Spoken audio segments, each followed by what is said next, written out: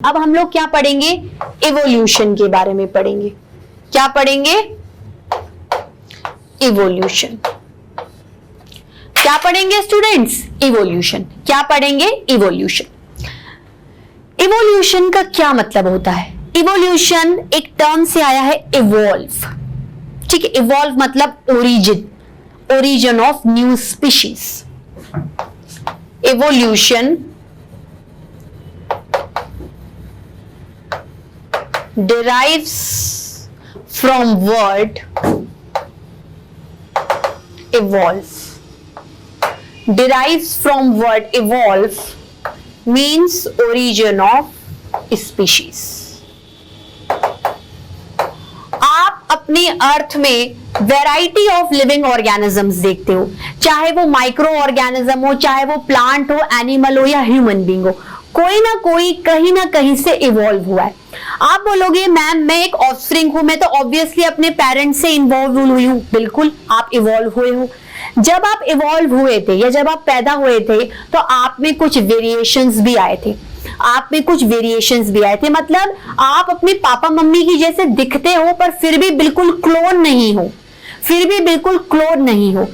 ये कॉन्सेप्ट वैसे तो एसेक्सुअल रिप्रोडक्शन में भी नहीं कहना चाहिए, क्योंकि जैसे जैसे स्पीशीज इवॉल्व होती जाती है, जैसे आपके पेरेंट्स ने आपको पैदा किया, आप दूसरे अपने बच्चों को पैदा करोगे, वो बच्चे औरों को पैदा करेंगे, तो जनरेशन टू जनरेशन क्या है? इवोल्यूशन हो रहा है। स्पीशीज दिन ब दिन ओरिजिनेट होती जा रही है, नई स्पीशीज ओरिजिनेट होती जा रही है।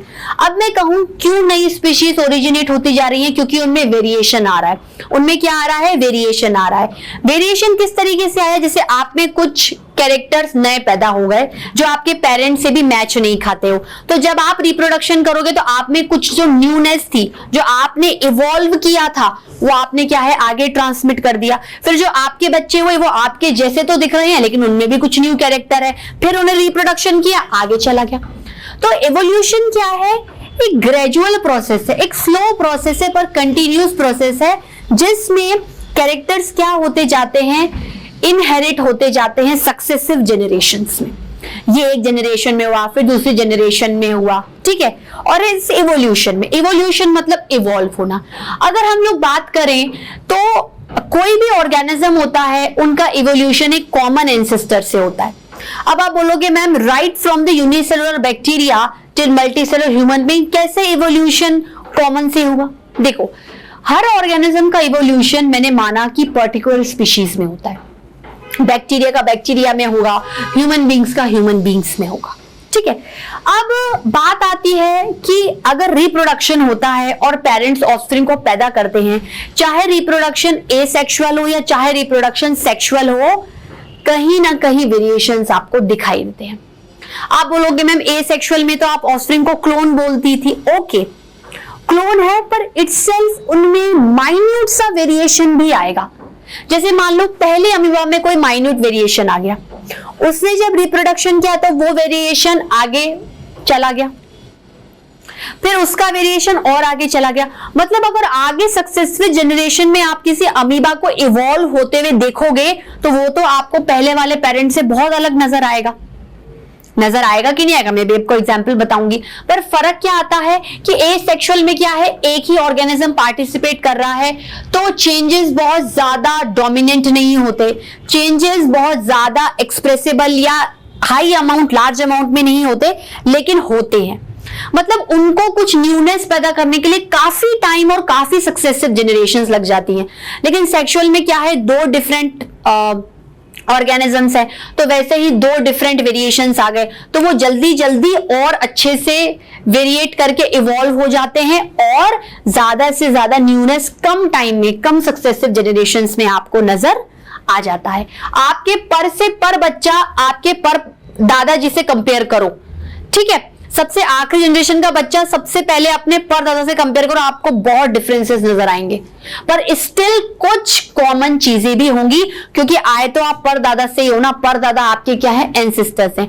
तो द लास्ट चाइल्ड, जैसे आपने कोई लास्ट जनरेशन ले ली और परदादा जनरेशन को कंपेयर किया तो भले ही उसमें न्यूनेस आई हो, क्योंकि वेरिएशन आया है। वेरिएशन का रीजन क्या होगा?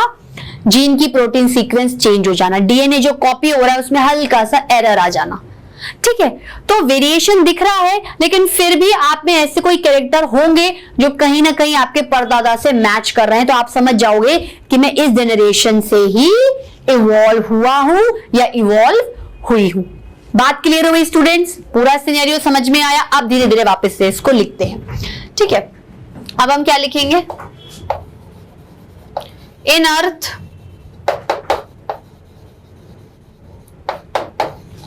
variety of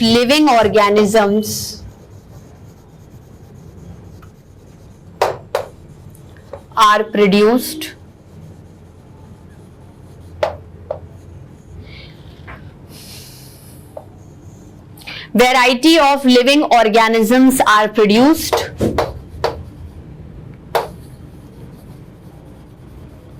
all organisms evolve from the pre-existing organism.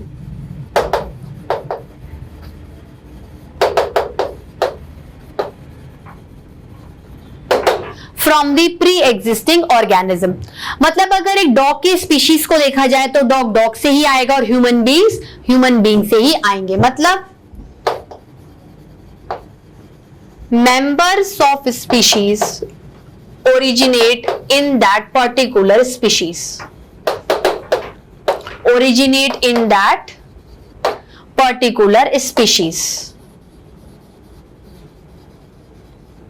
in that particular species। ठीक है, अब चाहे प्लांट हो प्लांट से आएगा, एनिमल हो एनिमल से आएगा, मतलब all the organism originate from their ancestor organism। all organisms या फिर offsprings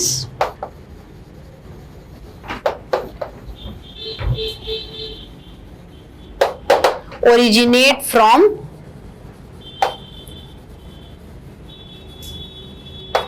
ancestor organisms। ठीक है students, note it down. Students note down किया? चलिए, अब आप मुझे, ये तो क्या था? इंट्रोडक्शन था। एवोल्यूशन कैसे आएगा? वेरिएशन की वजह से एवोल्यूशन आएगा या एवोल्यूशन में वेरिएशंस आएंगे? Somewhat a typical but a very very controversial question I am asking to you. Variations के कारण एवोल्यूशन होता है या एवोल्यूशन में वेरिएशंस दिखेंगे? बात कही जाए तो दोनों ही सही है, सिर्फ आगे पीछे करके इंटर रिलेटेड करके बोलती। ठीक है, सबसे पहले ये बात आती है, चलो सबसे पहले हम क्या करते हैं, एवोल्यूशन का इंट्रोडक्शन ले लिया। हमारा पहला कंटेंट क्या था? Relation of evolution with the variation. ठीक है, क्या लिखेंगे? Evolution and it's relation with variation, and its relation with variation।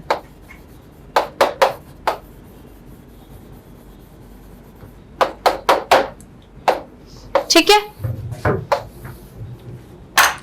Variation क्या है?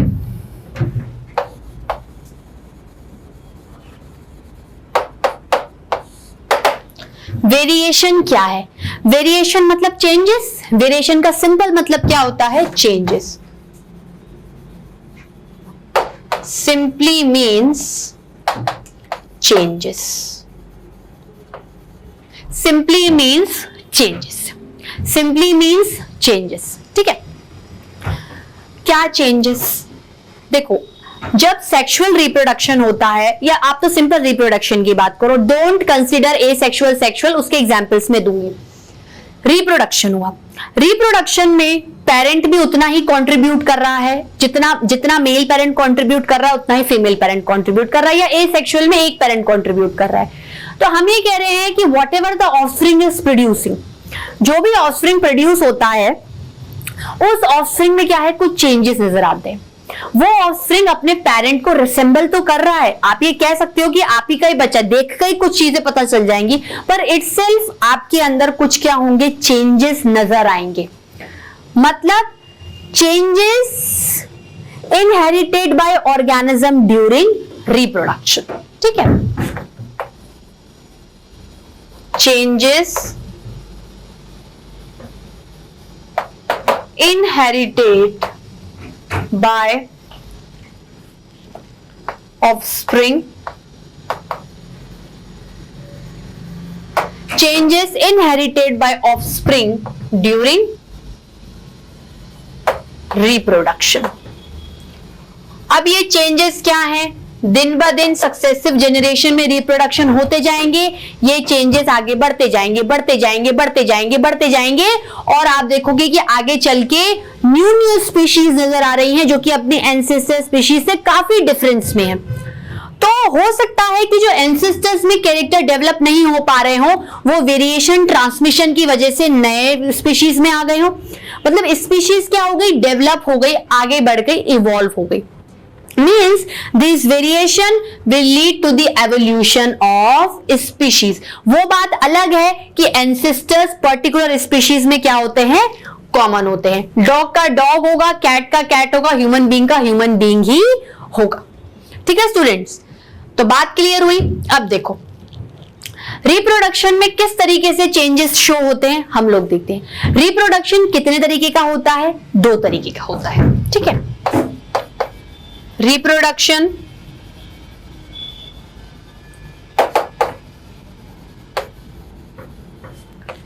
can takes place